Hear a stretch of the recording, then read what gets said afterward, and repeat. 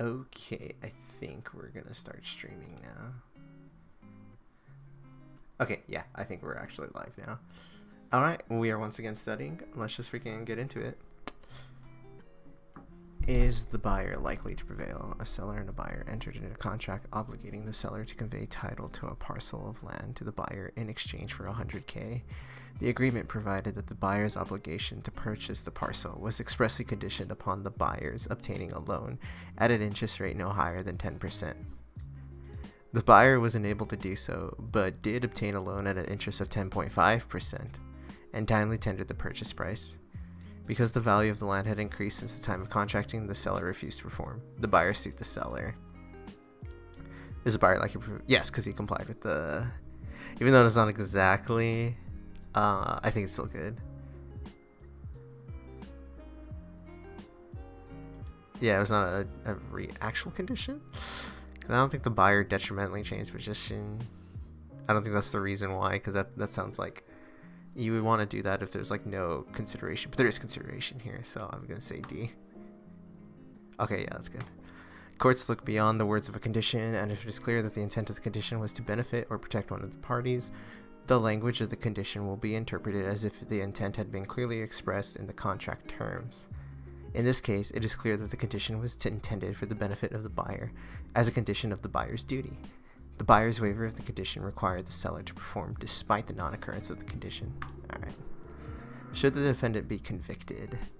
A defendant was charged with assault and battery in a jurisdiction that follows the retreat doctrine, so try to leave first before you do any self-defense stuff.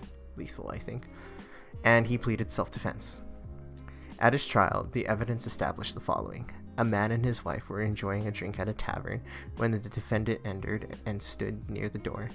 The wife whispered to her husband that the defendant was the man who had insulted her on the street the day before. The husband approached the defendant and said, "Get out of here or I'll break your nose." So that's an assault right there.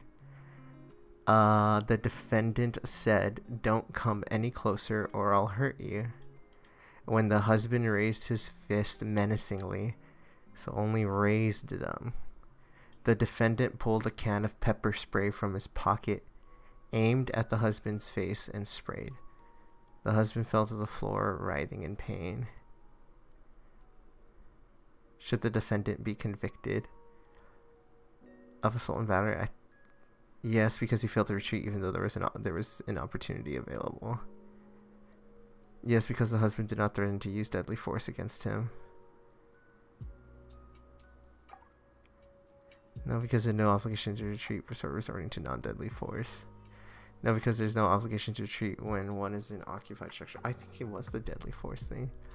I haven't exactly reviewed this retreat doctrine, but I'm willing to bet it's about like killing someone in self-defense, because like we feel bad about letting people do that unless we try to make sure they can retreat first.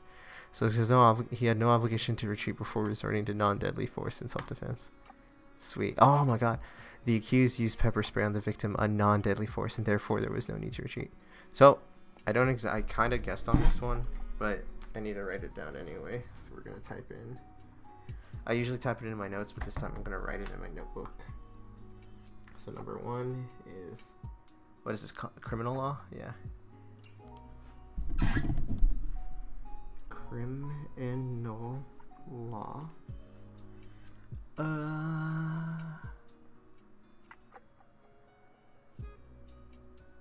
Okay, retreat. Criminal law, self-defense. Retreat doctrine. Let's get the extended. Retreat doctrine.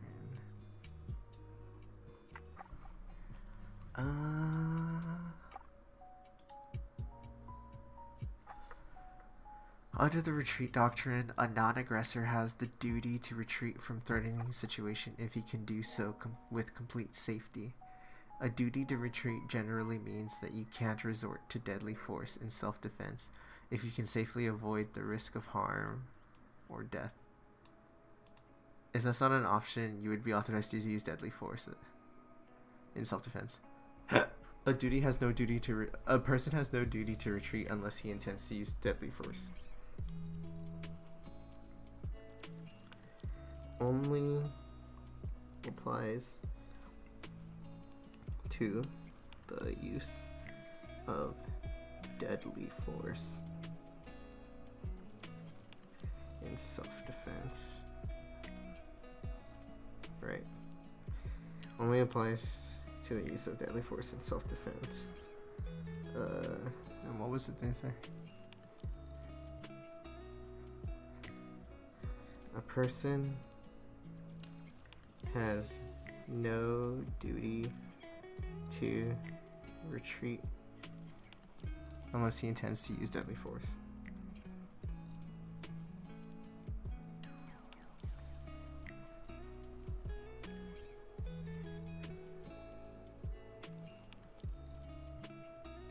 So basically, retreat if you can safely avoid the risk of harm or death.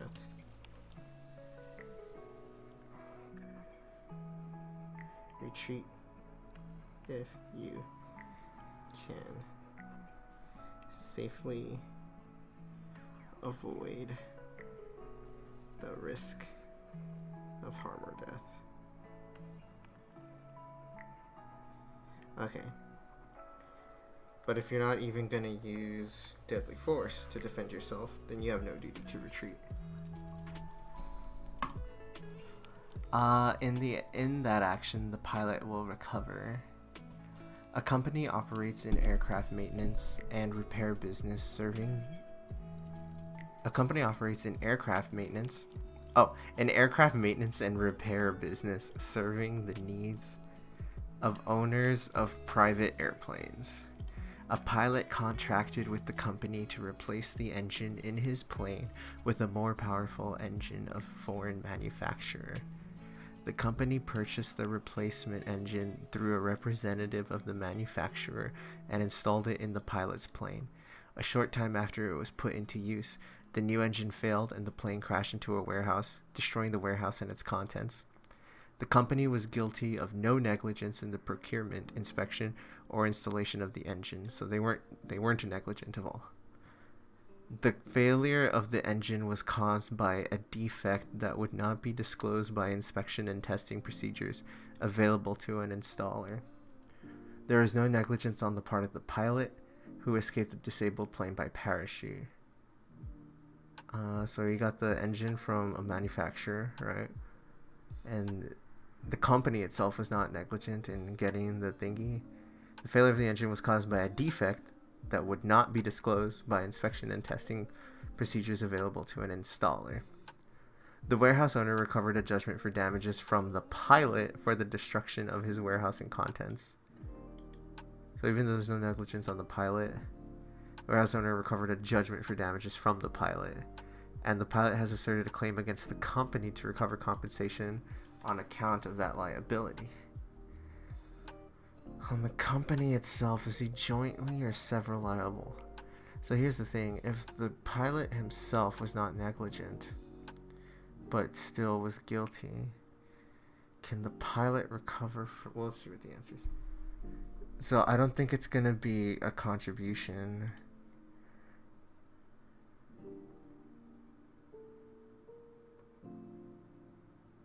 No compensation because the warehouse owner's judgment established the pilot's responsibility to the warehouse owner.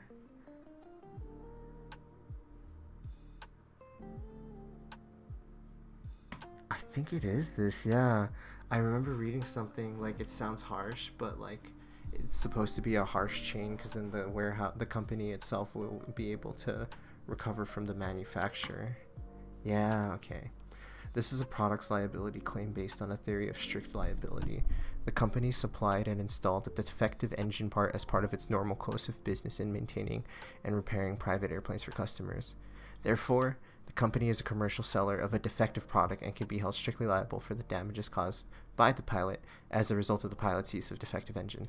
Thus, the pilot will recover against the company for the full amount of the judgment against him. Yeah, it sounds harsh, but it's supposed to be so that the company itself can then do the same thing to the manufacturer, who like ultimately seems like is going to be the one who is, it's their fault because they built the thing or whatever. Which argument is most likely to result in a reversal of the judgment entered on the verdict? In federal court, a small business owner sued a corporation for engaging in predatory pricing in violation of antitrust laws, which I think is exclusively federal. The business owner sought money damages for the harm to his business and loss of profits and timely requested a jury trial. During and after voir dire, the corporation's attorney exercised his 3 preemptory challenges to remove 3 black male prospective jurors. The corporation's attorney feared those jurors would be biased in favor of the business owner because of their race. The business owner's attorney objected to the striking of the 3 black jurors because of their race. The jury included 2 Hispanic people whose primary language was Spanish, although their command of English seemed to be adequate to the court and the lawyers. The court seated a jury of 12 jurors and 3 alternates because the judge anticipated a lengthy trial and that some jurors might have to be excused because things happen over the course of months. Ultimately, the 3 alternates were not seated. After the case was fully presented, the jurors deliberated, the verdict was for the corporation, and the court entered a judgment on the verdict. The business owner filed timely notice of appeal, which argument is most likely to result in a reversal of the judgment. So even though we said this one, why should it be the other one? The judgment cannot stand because the jury selection was erroneous, given that the 7th Amendment does not apply to antitrust cases for money damages. So no jury for damage. No, that's not true, because I don't think, because still damages. Because you can't get it. You can only get a jury for legal remedies, not equitable remedies. And if it's your damages, I think it's a legal remedy. But you could only get it for something that was historically back then or whatever. But this is still damages, so I don't think it's this one. I could be wrong though. The judgment cannot stand because the corporation's attorney exercised a preemptory challenge in a racially discriminatory. I'm thinking it's that one because you just can't get someone out just because of the race. Just cannot stand because Pastor had an error. I don't think it's that. The judgment cannot stand because it was an error for the court to appoint alternate jurors. I think it was weird. Yay, we're not racist. Race-based preemptory challenges in a civil litigation between private parties violate the Equal Protection Clause. 7th Amendment applies to antitrust cases for money damages. Yeah, so I knew that. In a jurisdiction that follows the common law of homicide, common law, could the man be properly convicted of attempted murder? A man was angry at a coworker who had received a promotion. The man believed that the co-worker had taken credit for the man's work and had bad-mouthed him to their boss. One day, as the man was leaving the company parking lot in his car, he saw the co-worker walking through the lot. On a sudden impulse, the man pushed the accelerator pedal hard and veered toward the co-worker with the intention of scaring him. So not intent to kill him, but what's this, malice aforethought or a depraved heart or whatever? If you do something reckless or a conscious disregard of something, could still be, that's still as bad as an intent to kill. The coworker tried to jump out of the way but slipped and fell and was run over. Although the coworker suffered life-threatening injuries, he survived. So he didn't actually die. In a jurisdiction that follows common law homicide, could the man be attempted murder? I think it's this one, yeah. No, it wouldn't be a causation thing. It's either B or C. I think he has the same intent, right? Because even though he didn't intend to kill him, he pushed the accelerator hard and veered towards the, yeah, reckless disregard. Oh, okay, really interesting. Reckless disregard for human life describes malice, which is the mental state required for murder. However, this question is about attempted murder. Which requires the specific intent to commit murder. We gotta write that down. Look at all these people who like me who got it wrong. Alright. Criminal law was my worst subject on the exam.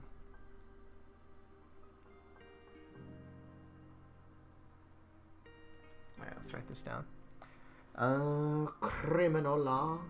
I feel like I've gotten that same question wrong. Not that same question, but that testing the same topic about attempted murder. I feel like I've gotten it wrong maybe twice or thrice. Meaning, I really gotta get it through my head. Criminal law. Attempted murder.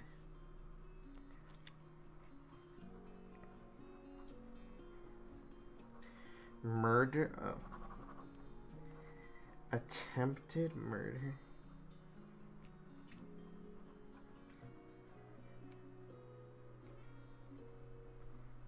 requires the specific intent.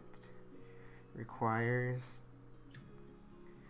the specific intent to commit murder.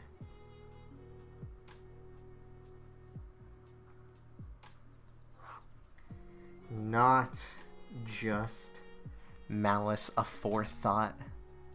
Not just malice or whatever they call. Just malice or reckless disregard for human life. Which, to be clear, that could satisfy regular murder, actual murder, but not attempted murder, because you need the actual specific intent to commit murder.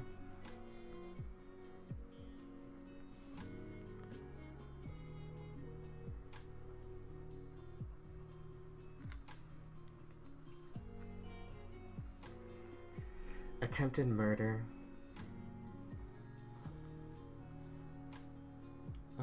Let's just skip. Attempted murder requires the specific intent to murder. Attempted murder requires the specific intent to commit murder. Attempted murder requires the specific intent to commit murder. Attempted murder requires the specific intent to commit murder. Attempted murder. Okay. I don't think I have any viewers right now because I normally don't have any viewers, honestly. But let's say I was right. I've got no one. It's okay. Next question, please. If the homeowner asserts a claim for damages against the driver, but is unable to establish that the driver was negligent, will the homeowner still be able to prevail? If the homeowner asserts a claim for damages against the driver, but is unable to establish that the driver was negligent, will the homeowner prevail? So why on earth would... Let's see. A driver was driving his car near a homeowner's house when the homeowner's child darted into the street in front of the driver's car. As the driver swerved and braked his car to avoid hitting the child, the car skidded up into the homeowner's driveway and stopped just short of the homeowner, who was standing in the driveway and had witnessed the entire incident. The homeowner suffered serious emotional distress from witnessing the danger to his child and himself. Neither the homeowner nor his property were physically harmed. If the homeowner asserts a claim for damages against the driver, but is unable to establish that the driver was negligent, will the homeowner still prevail? I don't think so. It doesn't have to do with that. There's something about children about that. Children exercising reasonable care. Her damages against the driver. I guess it was authorized out of necessity, right? To dodge the kid. So he's privileged. And it doesn't say that he was like speeding or anything. He was just driving. And I think that only applies for negligent negligent infliction of emotional distress. So I'm gonna say C. Yeah, okay, yeah.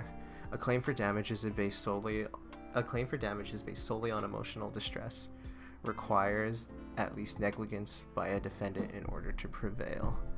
Here, absent any evidence that the driver acted negligently, the subsequent events causing the homeowner's emotional suffering will not give rise to a successful claim. The pedestrian sued the driver and the supermarket for her injuries. The pedestrian will be able to recover from. Okay, so pedestrian sues driver and supermarket. Let's see. A driver negligently drove his car into a pedestrian, breaking her leg. The pedestrian's leg was put in a cast, and she used crutches to get around. While shopping at her local supermarket, the pedestrian non-negligently placed one of her crutches on a banana peel that had been negligently left on the floor by the manager of the supermarket's produce department. The pedestrian's crutch slipped on the peel and she fell to the floor, breaking her arm. Had the pedestrian stepped on the banana peel at a time when she did not have to use the crutches, she would have regained her balance. The pedestrian sued driver and supermarket for injuries. She blamed, I think, from both. Okay, the driver for her broken leg only. If it's the driver, it could be from both. If it's the supermarket, it could only be for the thingy. So it's not C. The driver for a broken leg only and the supermarket for a broken arm only. I don't think so, because the driver could. Because it's foreseeable that someone will further be injured. Driver for her broken leg only. For both. Come on, Al Hatham. Yeah, okay, yeah. The pedestrian's broken arm is proximately connected to the driver's negligent driving. Courts generally hold that a subsequent ordinary negligence actions, which may add to the plaintiff's injury, are a foreseeable consequence of the original action and will not break the chain of causation. The facts clearly state that the pedestrian would not have lost her balance had she not been on the crutches. Yeah, there it is. Because it's foreseeable that walking on crutches would make the pedestrian lose stable on her feet and more vulnerable to subsequent injury from falling. The driver is the proximate legal cause of both injuries. Yeah. I haven't gotten any property questions. I might need to get some of those. Does the buyer have a viable breach of contract claim against the broker? A buyer contracted to purchase grain from a broker. The parties' written agreement provided for delivery and payment on March 19th at the broker's warehouse and stated that the time was of the essence due to the volatility in the markets. Okay, so time's of the essence. On March 19th, neither party appeared at the warehouse. On March 21, the buyer called the broker and asked if he would come to the warehouse so that the buyer could take delivery of the grain and make payment. The broker refused the buyer's request. Does the buyer have a viable contract claim against the broker? So what's going on here? So they're saying, hey, time is of the essence. Parties written agreement for delivery and payment at the broker's warehouse, right? So buyer needs to deliver to the broker's warehouse. Neither party appeared at the warehouse. Broker refused. Buyer called the broker.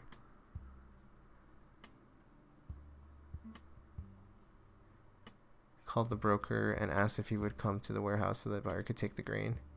The broker refused. Does the buyer have a viable contract claim against the...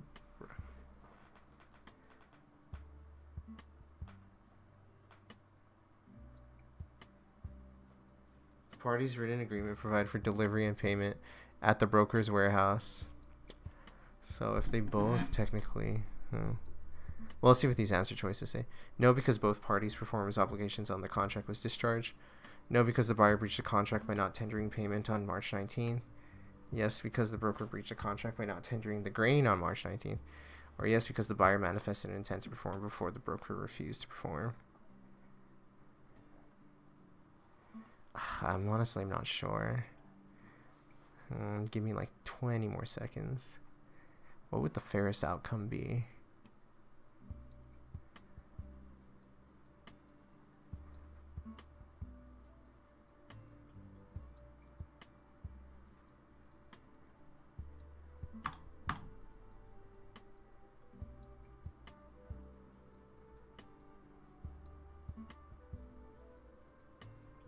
Okay, so they were discharged. A seller's tender of delivery is a condition to the buyer's duty to accept and pay for goods. And here, the buyer's tender of payment is a condition to the seller's duty to tender delivery.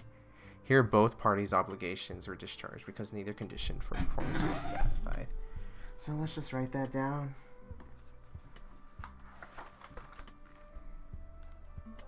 Contracts. As nice it is to get a lot of questions right, it's just as important to get some questions wrong, because those are the learning opportunities and those are the ones you have to study. Contracts, what would you call this? UCC breach, I guess. Double breach, I suppose. And let's just write it down. The seller's tender of delivery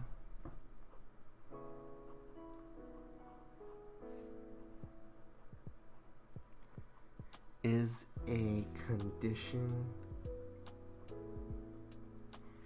to the buyer's duty to accept and pay for goods. So, wait, let me write it down before I process that. Buyer's duty to accept and pay for goods.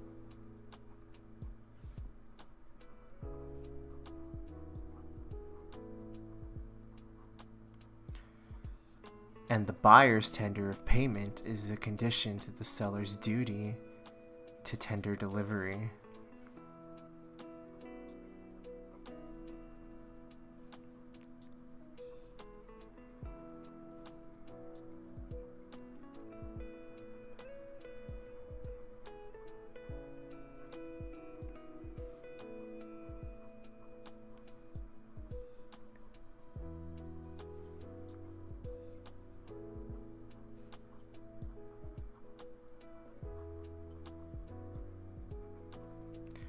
Okay, so let's process that. The seller's tender of delivery, so giving the thing that's to be bought, is a condition to the buyer's duty to accept and pay for goods. So I will accept and pay for your stuff if you actually bring the stuff. All right, so that didn't happen. So buyer's discharged from having to buy the stuff. Buyer's tender of payment, so buyer giving the money, is a condition to the seller's duty to tender delivery. So I will only give you the stuff if you give me the money. And in this case, buyer didn't show up, so he couldn't give the money. So the seller doesn't have to give the thing. That makes sense. Okay. So let me read that again. Seller's tender of delivery is a condition to the buyer's duty to accept and pay for goods. Tender of delivery is a condition of the buyer's duty to accept and pay for goods. Buyer's tender of payment is a condition to the seller's duty to tender payment delivery. Okay. What is the trustee's best response to the complaints? A beneficiary of a trust who is a citizen of State A has sued the trustee in federal court in State A, so A versus A, for failing to correctly distribute the income. The trust distribute the income from the trust seeking an accountee. The trustee was personally served with process and the complaint by the beneficiary's attorney while the trustee was vacationing in State A.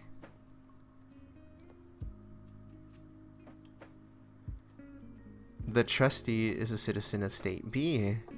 Oh, okay, never mind. So we're in A, but it's A versus B.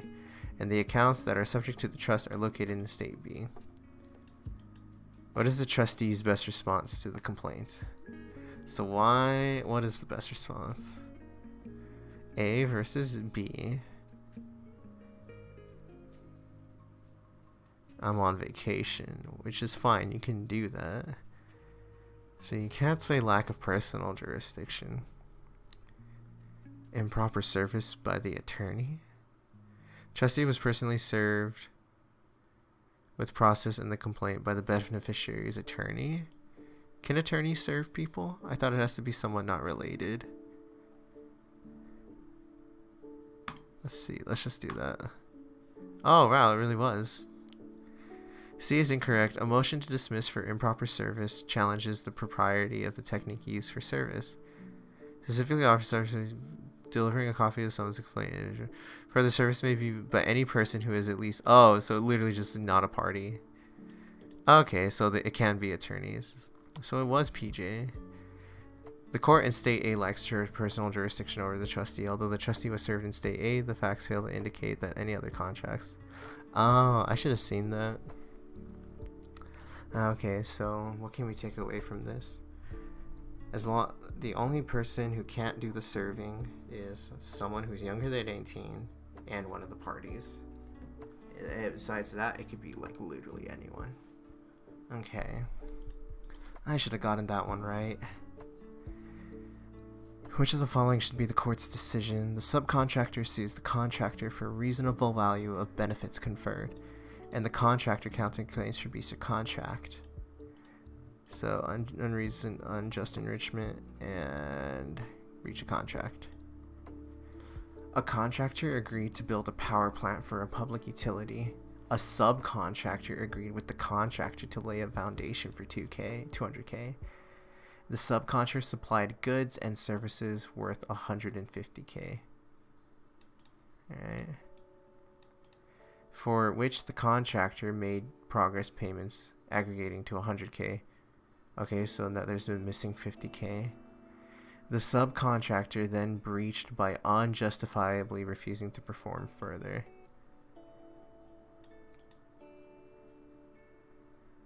The contractor reasonably spent 120K to have the work completed by another subcontractor. So they were 50K short from paying off the subcontractor. But then the subcontractor breached, and that caused the contractor to spend 120K. So I think right now we're looking at, what, 70K? The subcontractor sues for the reasonable value of benefits conferred on the contractor. If I see 70 in here, dang it, it's not. The subcontractor recovers 50,000, the benefit conferred on the contractor for which the subcontractor has not paid. The subcontractor recovers 30,000, the benefit of the subcontractor conferred on the contractor, minus the $20,000 damages incurred by the contractor. The contractor recovers $20,000, the excess over the contract price that was paid by the. I think they both have to get something, right? Neither party recovers anything because the subcontractor committed a material, unexcused breach, and the contractor received 50K benefit from the contractor, which the subcontractor has not paid.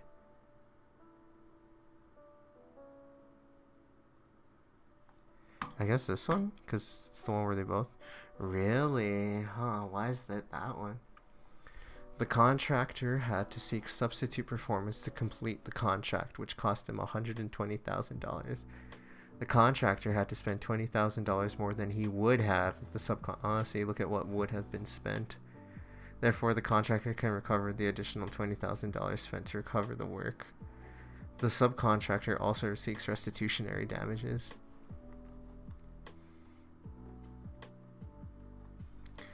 Here, the subcontractor had already supplied goods and services worth $150,000. According to the progress payments, the contract price that the subcontractor can collect for the amount of work completed is $100,000. The subcontractor, as the breaching party, cannot recover the services rendered above the contract price for those services. Therefore, the subcontractor is only entitled to $100,000 that has already been paid. Ah, okay. So,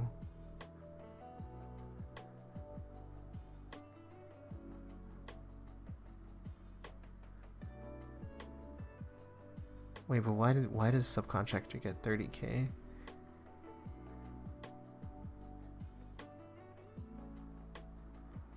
Okay, so the subcontractor is owed 100. Oh no, subcontractor has already paid and supplied the goods. The contractor had to spend $20,000 more than he would have. So contractor is supposed to get $20,000. Subcontractor also seeks damages. Here, the subcontractor already supplied goods and services for $150,000 according to progress payments. The contract price that the subcontractor can collect for the amount of work completed is 100K. I don't get why subcontractor gets 30. I might be missing something pretty clear.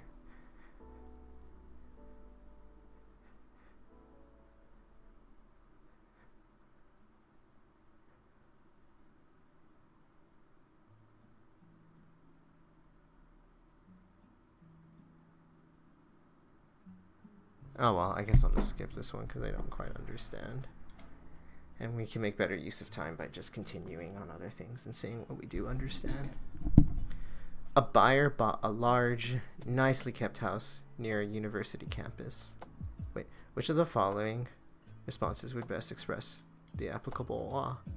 The buyer has asked the attorney for legal advice regarding a possible nuisance claim against the fraternity. Let's see. A buyer bought a large, nicely kept house under a university campus. Near a university campus. She was able to buy the house for a very good price because it was located directly across the street from a fraternity house known for its frequent late-night parties. The buyer knew the fraternity's reputation before she bought the house. The reputation was well deserved, and the buyer found the noise from the parties extremely unpleasant and disruptive. The buyer has asked an attorney for legal advice. So I think she doesn't have a nuisance claim because of... it's not exactly... You have no nuisance claim because you came to the nuisance. Oh, I think... You might have a nuisance claim, but the fact that you bought the house fully aware of the fraternity's habitual late-night parties will count against your claim and could help. Yeah, because, like, if they... She technically might have a nuisance claim, I think, if they're, like, intentionally, like, still trying to mess with her. If they are intentionally messing with her. You will be able to recover damages in nuisance claim because of late activities. That's not what that means. So I'm going to say C. Yeah. A nuisance claim can be brought when there has been a substantial unreasonable interference with another private party's individual use or enjoyment of the property he actually possessed or to which he has an immediate right of possession.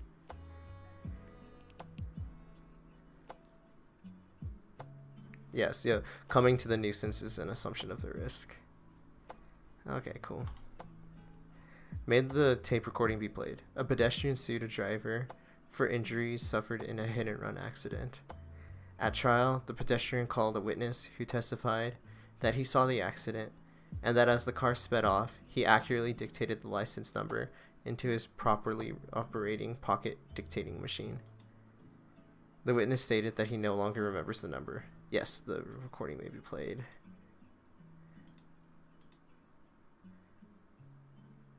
I think this is like for like documents or like written stuff as a present sense impression. Oh, okay, it can be both. Wow, okay. The recording is admissible as it's obvious why it's a present sense because it describes an event. It's also admissible as a recorded recollection because it was made by the witness near time of the event. Witness memories cannot be revived and is about something the witness had in knowledge. Oh, so I thought it had to be like a written thing. So I need to write that down, unfortunately.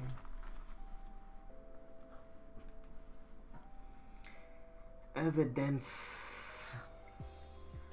Recorded recollection.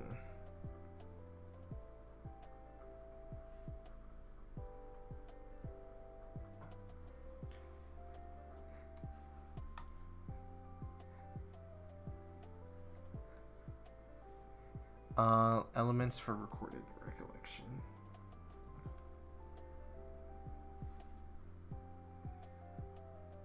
I'm not sure if elements is exactly the word, but it's the only one I can think of right now.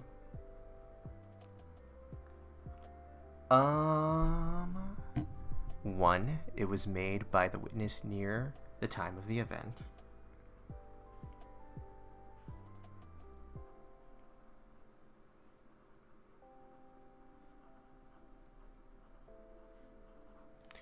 'Near the time of the event.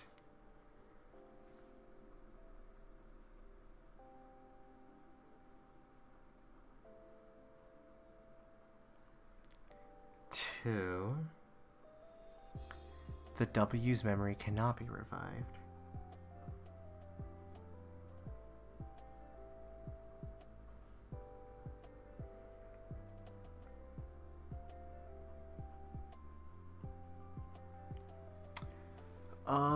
3. It is about something the witness once had knowledge of.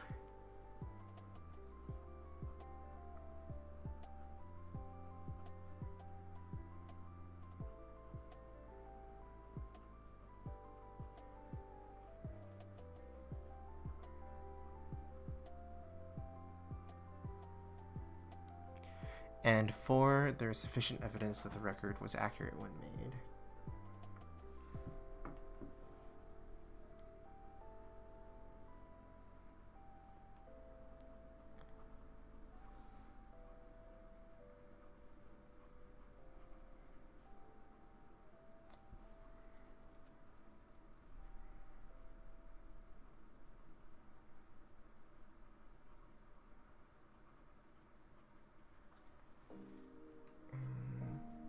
So let's read those. For recorded recollection, you need 4 things.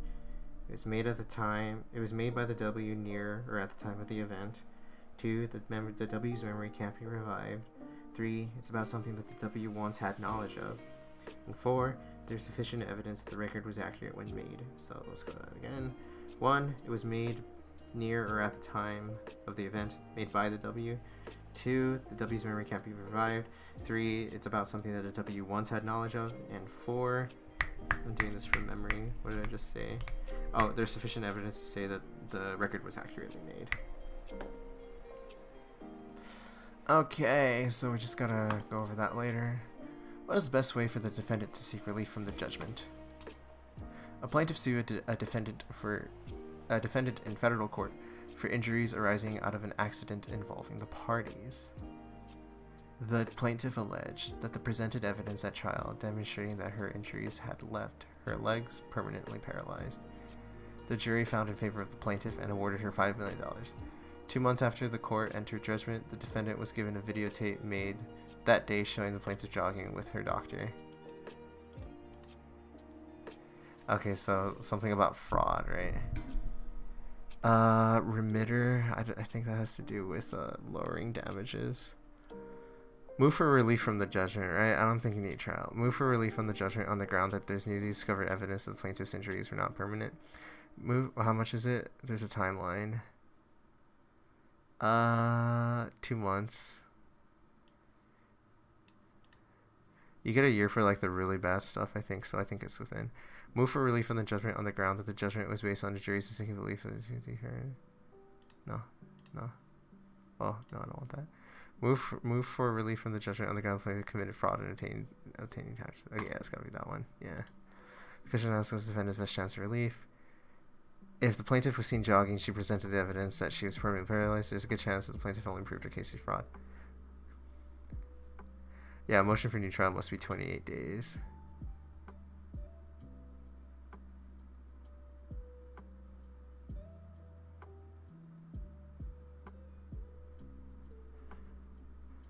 Okay.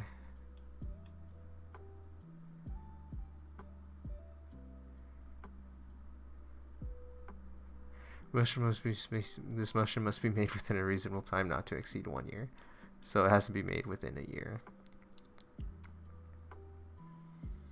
Motion for new trial is 28 days. How can I remember that? New try yo.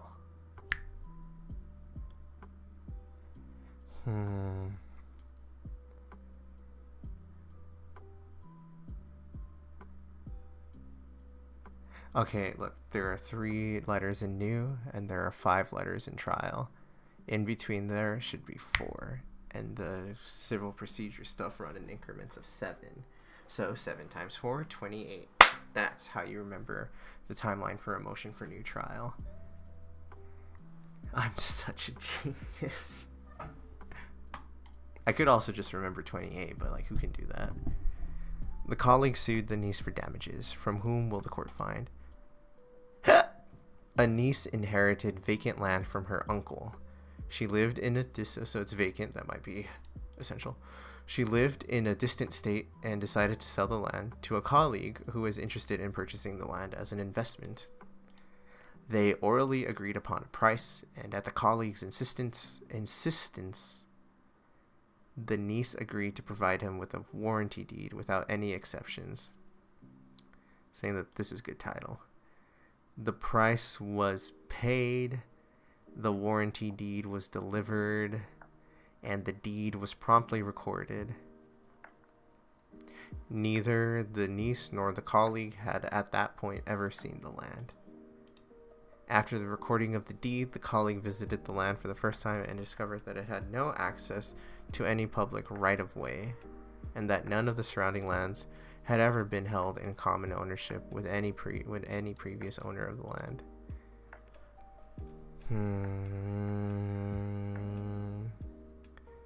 They orally agreed upon a price. The niece agreed to provide him with a warranty deed without any exceptions. Price was paid, the warranty deed was delivered, and the deed was promptly recorded.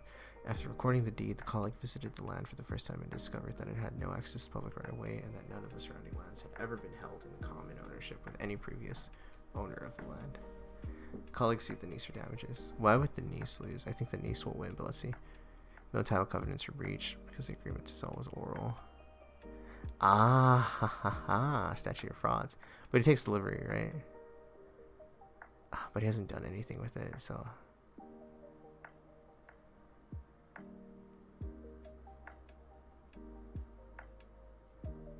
He's no writing. Yeah, I think it is this one. I think it's a statute of fraud thing. No, it was C. Dang it. I really should just go with my first gut. I was looking at C too.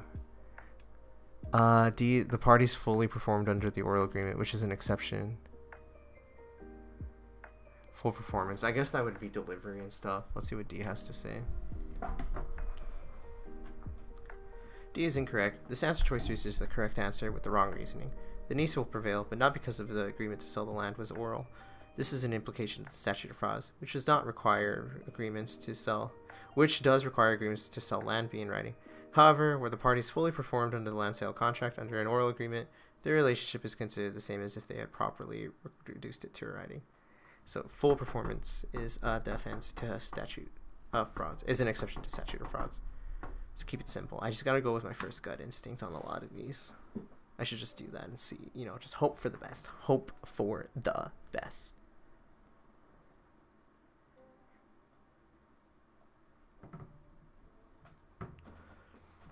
In an action for battery by the neighbor against the child, what is the strongest argument for liability?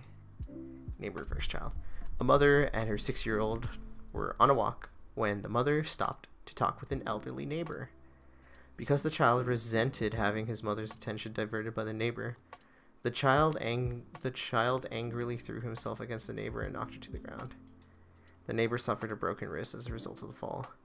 And an action for battery by the neighbor against the child was the strongest argument. Isn't it just like intent? Yeah.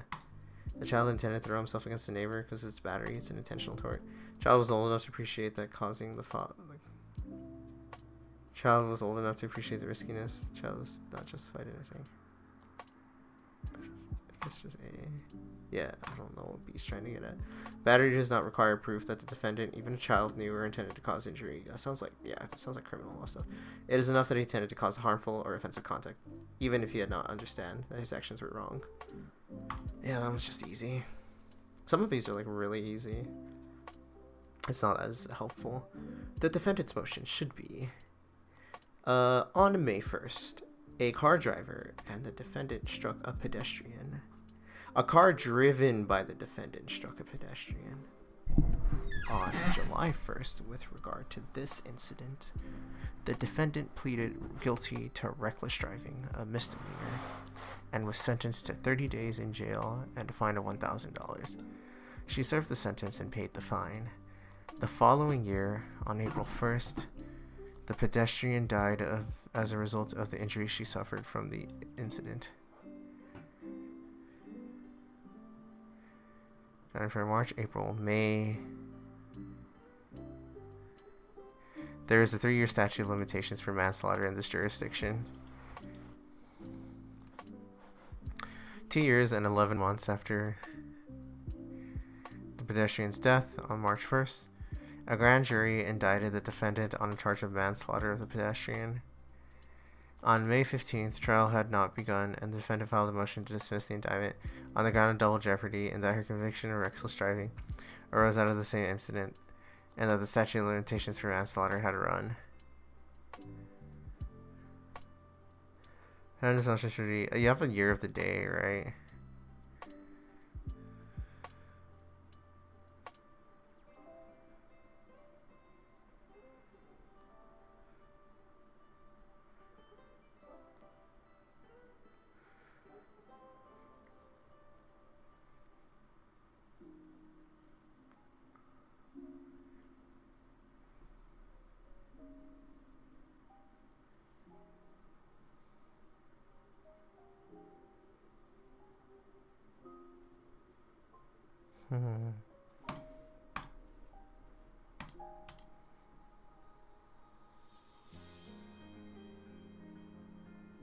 Yeah, I was also thinking that, dang it.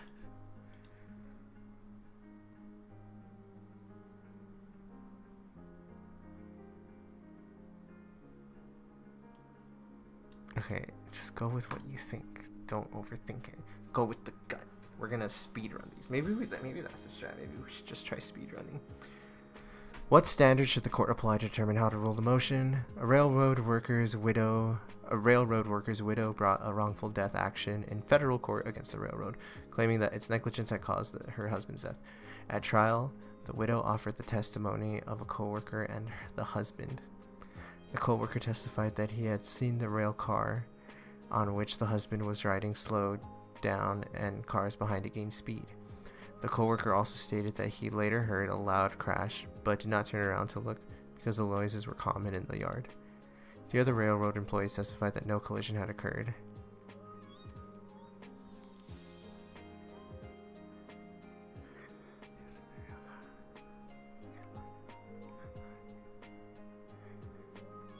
At the close of evidence, the railroad moved for judgment as a matter of law, which was denied, and the case was submitted to the jury. The jury returned a verdict for the widow. The railroad has made a renewed judgment for the... Oh, okay, yeah. This is just asking for the standard for renewed judgment as a matter of law.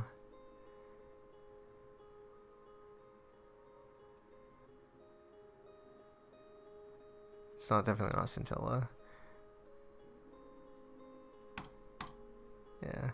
Where there's substantial evidence in the record to support the verdict, resolving all disputed issues in the widow's favor. Who was the one that moved for it? The railroad, yeah.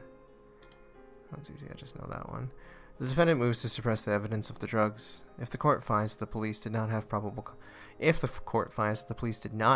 cause to believe the defendant was the robber till they saw him inside the woman's house and realized he matched the description, this court should.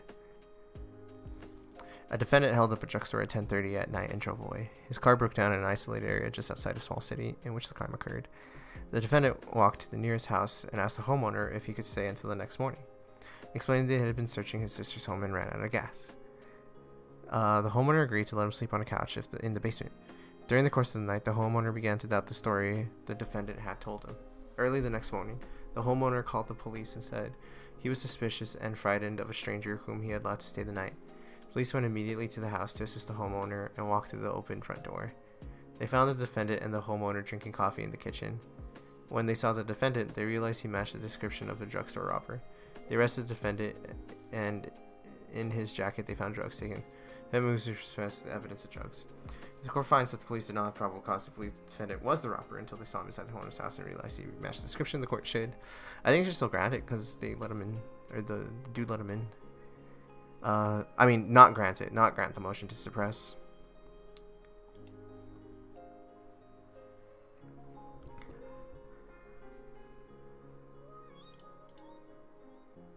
Yeah. If the customer brings a claim against the store based on false imprisonment, the store's best defense would be...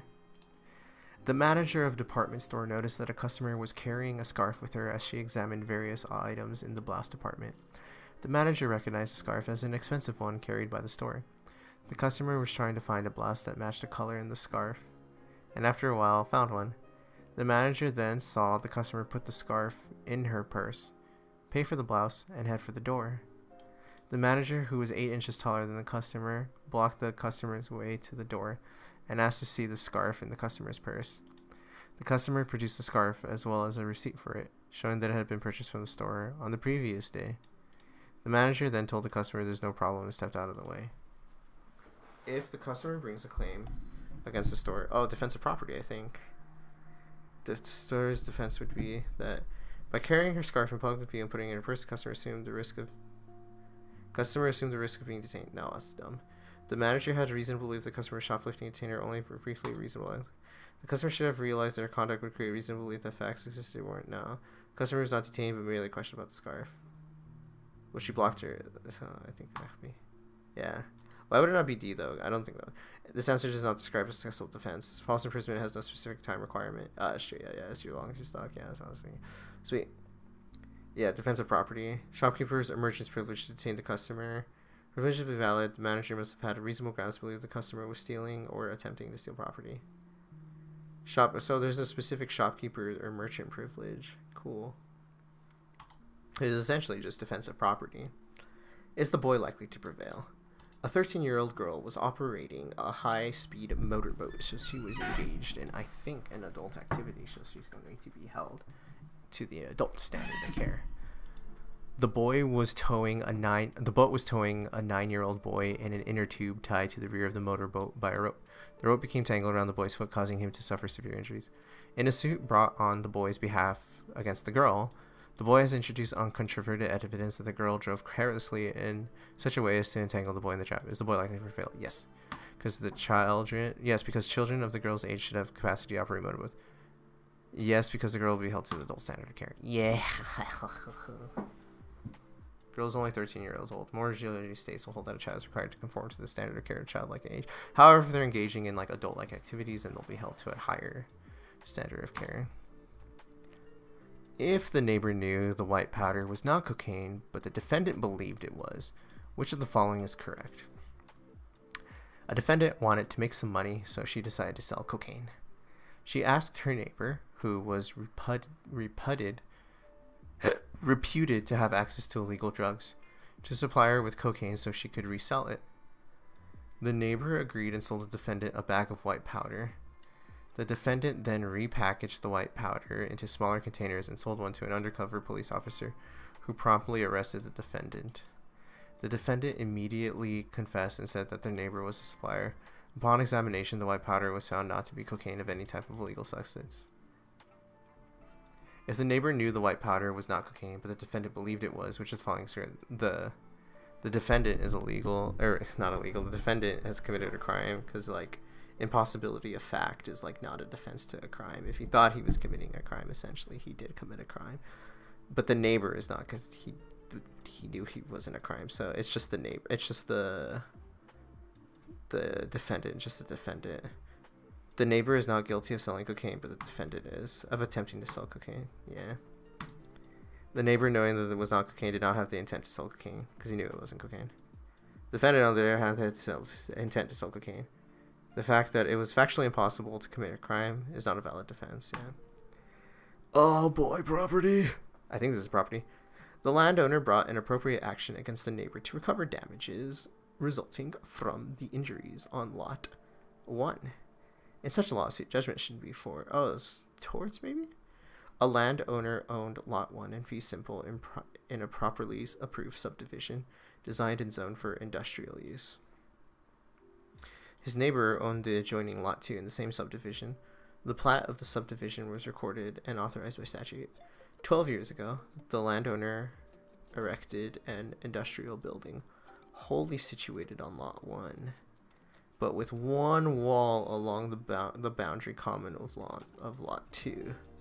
The construction was done as authorized by a building permit, validly obtained under applicable statutes, ordinances, and regulations. Further, the construction was regularly inspected and passed as being in compliance with the building code requirements.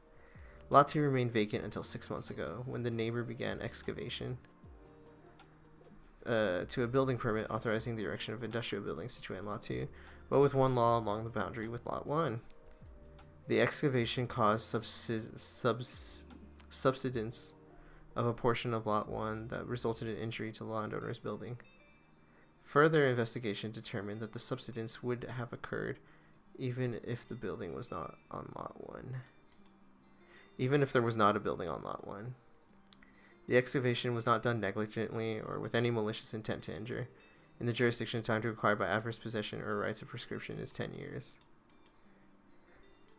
The landowner brought an appropriate action against the neighbor to recover damages resulting from injuries on Lot 1. In such a lawsuit, the judgment should be for... Let's see. So the landowner built one on 1 with one wall along the boundary common with Lot 2.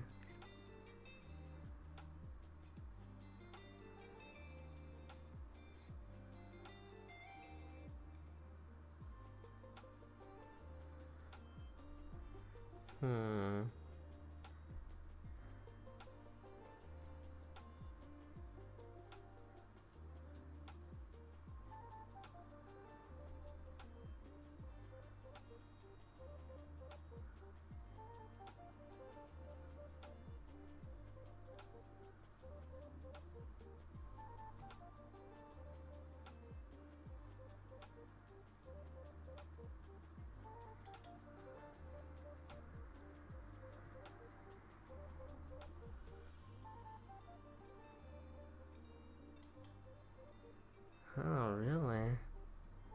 I didn't think it would be that one.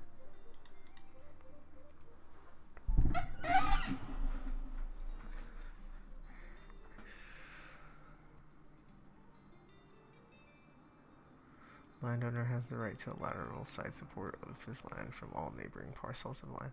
This right, however, extends only to the land itself, not to the structures built upon it. This means that if a landowner excavates his own land and collapse of the neighboring land, and a structure built on that land occurs, the excavating landowner is liable only if the neighboring land would have collapsed even without the weight of the structure. In other words, the excavator must leave just enough support in place so that the neighboring land, without any structures on it, would collapse. Oh, okay, I need to write that down. Write that down.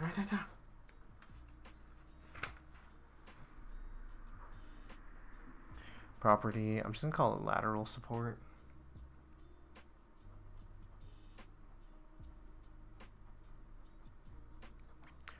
A landowner has the right to lateral support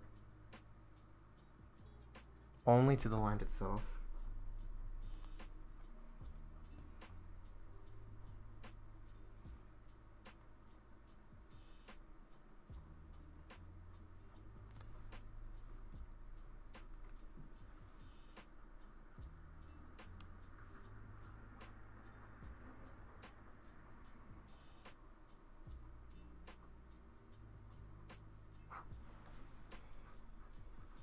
So, if a neighbor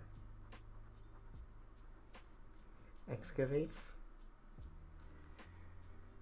and disrupts landowner's building,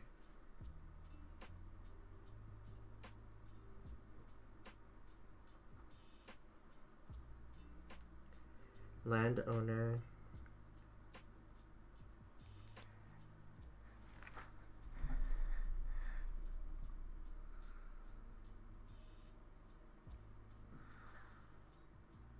oh, okay, wait. Landowner building with the land. Landowner needs to show damage would have happened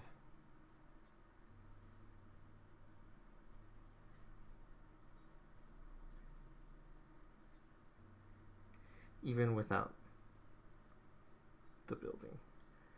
I think I'm gonna do one more because I need a little break soon. How long have I been at this? Surely it must be a little longer. Hey, I have one concurrent viewer. What the heck? Who was that? Apparently I've been at this for about... I thought it said the time, but... I guess I might be incorrect on that. Oh well. Oh well, let's just do one more. Which of the following best describes the legal relationship between the parties at this point? It looks like contract? I don't know. A company agreed to provide a regular facilities maintenance services for the landlord's apartment building for $150 an hour.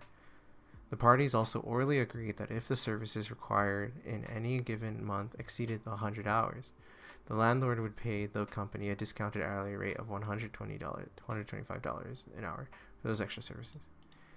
When the parties put their agreement in writing, however, neither party knows the contract did not include the discounted rate provision. Ugh, yikes. In a recent month, because of several snowstorms, the services needed by the land exceeded 100 hours. The landlord has reminded the company that services in excess of $100 are to be paid. There's a contract between them, it's just they can't bring that in. So this is the parole evidence rule, right? What is it? If it's partially integrated, you can supplement, but you can't contradict the terms. And this would be contradicting because they're saying it's $150 per hour, but they're saying like no, it'd be $125 if it's this. That sounds like a contradiction. Yeah, the parties have a valid enforceable contract for services at 150. What? If a written agreement fails to include a term of agreement due to mistake by both parties, the writing may be reformed to express the actual agreement. Is that what that said? Neither party noticed the contract did not include. Yikes. Man. So if both parties make the mistake, then it can come in. Okay, look for both parties making... Let's do one more. I want to get one right to end it. How is the court likely to rule in the grocer's motions? A grocer from State A filed a diversity action against supplier from State B in federal court. So A versus B in diversity in B.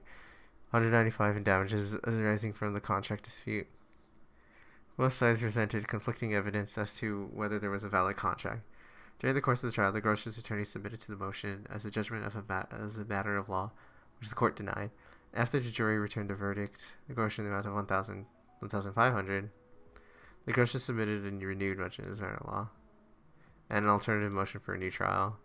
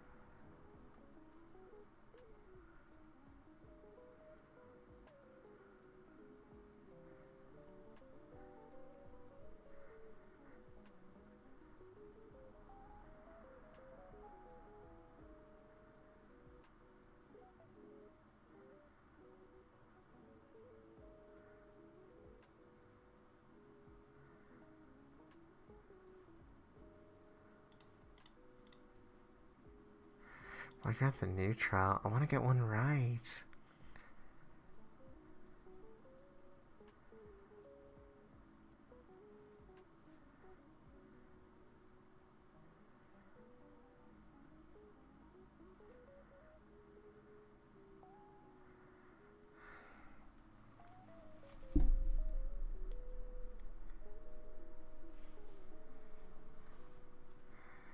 I should have seen that. They make it seem so obvious once you like get it wrong. The court exercises the jurisdiction to review the state court action. The state law that restricted abortion was challenged in state court as a violation of the Due Process Clause of the 14th Amendment, and as a violation of similar due process provision. The case made its way to the state's highest court, which ruled that the law violated its due process provisions under both the U.S. and state constitutions. Mm-hmm.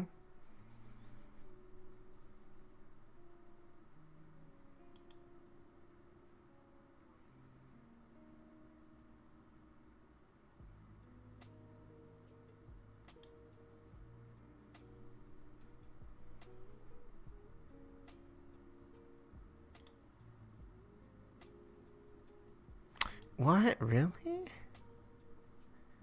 I thought because they were so entangled. What?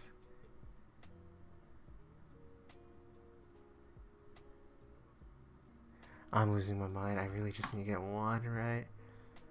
Is the court likely to grant the employee's demand for a jury trial? An employer, a citizen of State A, sued an employee, citizen of State B, in B court.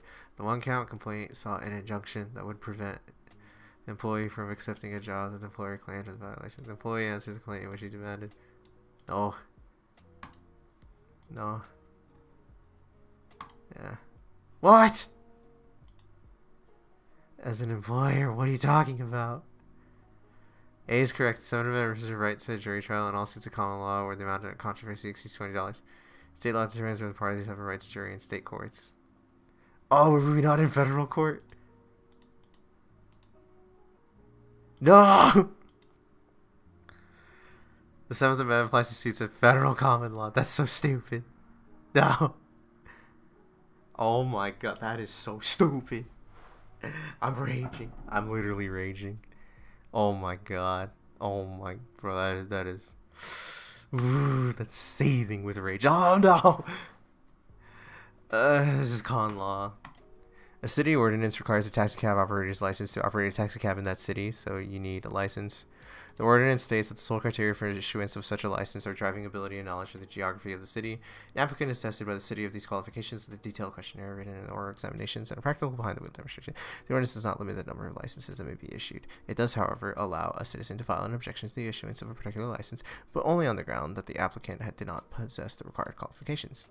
Any citizen can do this, apparently, and this is by the city ordinance still, so this is still like state action. City licensing officials are authorized by the ordinance to determine, in their discretion, whether to hold an evidentiary hearing on an objection before issuing. A woman applies for a taxi cab operator's license and is found to be fully qualified after completing the usual licensing process. Her name is then posted as a prospective licensee, subject only to the objection process. A licensed taxi cab driver files an objection to the issuance of such a license to the woman solely on the ground that the grant of the license to the woman would impair the value of the licensed driver's existing license.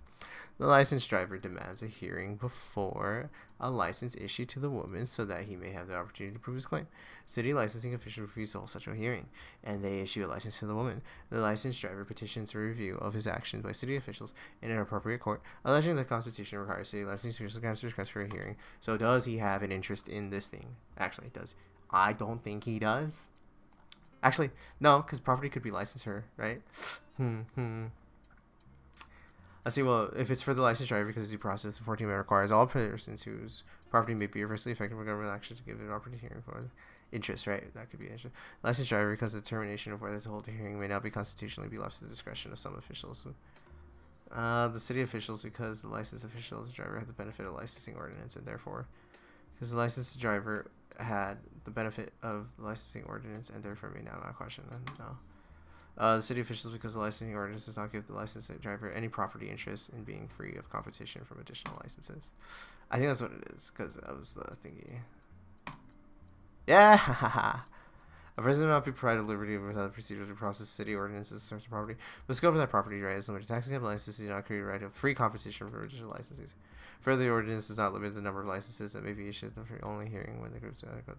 Therefore, the grant of a license to the woman does not deprive her the license of any property right that would require procedures protected. Yeah, because, well, it's not enough that I get it right, though. Other people should also kind of get it wrong. Let's just do one more. Which of the following statements best describes the effect of the seller's repudiation of the wheat contract and the buyer's right under the soybean contract?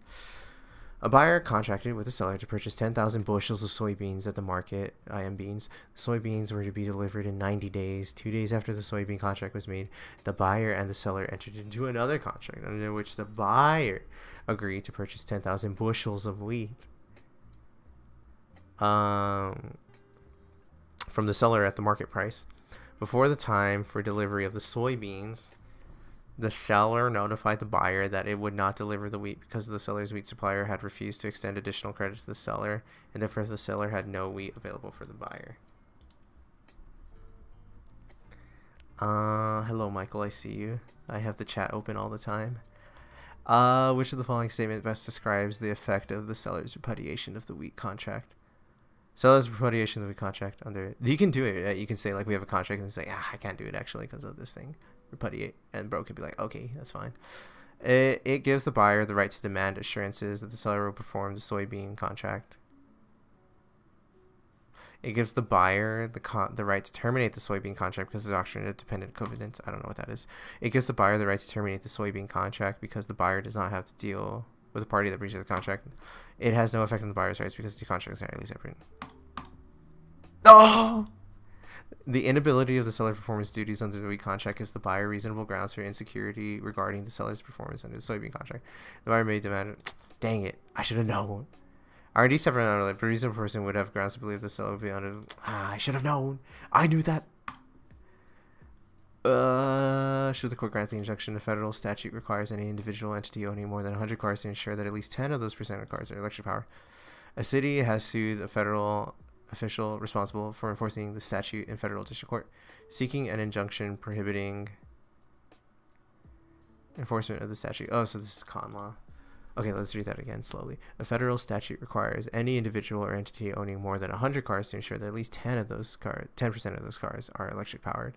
A city has sued the federal official responsible for enforcing the statute in federal district court. So a city is suing a federal person in federal court, seeking an injunction prohibiting enforcement of the statute on the ground that it is unconstitutional. Should the court grant the injunction? Federal statute, I think they could. No, because the federal government has sovereign immunity and cannot be sued without its explicit consent. No, because the amendment is valid under the Commerce Clause and does not violate the 10th Amendment. I'm just going to do that. Woo! Well, why is it not B? Although the federal government does enjoy federal immunity, is it because it's like one person suit seeking compensatory? Yeah. It's for damages. Okay, yeah. Okay, let's do another one. 29. What is the proper ruling for the court to make? A defendant has been indicted for shooting a gun at a local office. She has raised an insanity defense. At the trial, the defendant's attorney seeks to call a qualified psychiatrist as an expert witness. The psychiatrist would testify 1. At the time of the shooting, the defendant suffered schizophrenia and heard voices commanding her to shoot the official. And 2, that because of the auditory hallucinations, the defendant was legally insane at the time of the shooting. You can't do number 2, bro. The prosecutor objects to the proposed testimony. Psychiatrist is admissible and entirely because the bar and expert testimony about a criminal defense will state only prosecution. The psychiatrist's testimony regarding the defendant's schizophrenia and auditory hallucinations is admissible. But the testimony about whether it was legally insane at the time, I was going to go with that. Yeah. Alright, I was like feeling kind of tired, but I have a second win now, so I'm just going to keep going. This one's easy because your expert can't get to the ultimate, like, you basically can't say that this person's like legally insane. The first part is under federal rules of evidence, an expert in a criminal case may not state an opinion about whether a defendant was legally insane at the time of the alleged crime. So I guess it's only in criminal cases, so I remember that.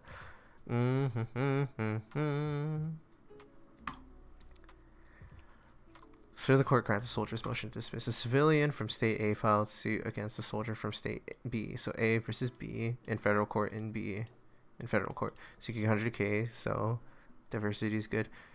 Car accident occurred in an army base in state B. Oh, it was an army base, though. I don't know if that like says anything. State B tort law allows recovery only upon a showing of negligence. The soldier was on duty at the time of the accident and filed a motion to dismiss based on federal common law tort defense that soldiers are not negligent for accidents occurring on military bases. So it's a choice of law. Do we apply federal common law or do we apply state law? Is it procedural or is it substantive? It has to do with the defense, right? So I think that's substantive.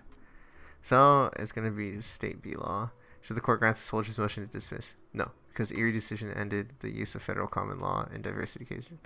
Really? I don't know.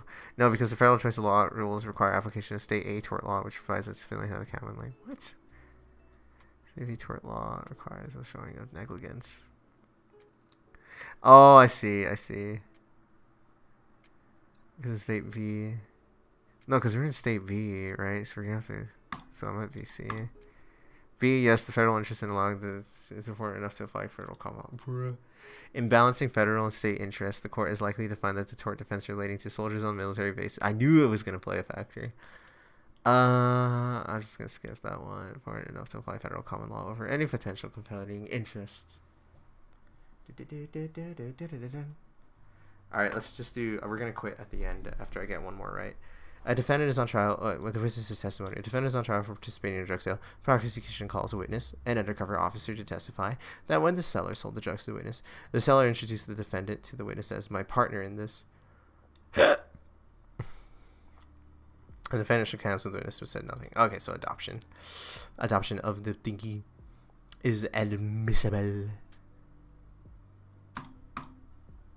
Yeah. It's not C because he's not the one that said it. The admission is not hearsay, needing that exception. In addition, the defendant was not declarant of the statement. Yeah. The not correctly with this by accepting the introduction and shaking hands with this manifest in agreement with the seller's statement that the defendant actually is the partner in this. These actions are an adoption of the statement. And it's not hearsay. Admission of a third party opponent. That's what it is. Okay, we're going to stop for now, bro. My brain's getting a little tired. I need to take a little break. Look at that. We got 8. Look at that. That's pretty cool, right? Alright, All right, ending stream. Bye bye.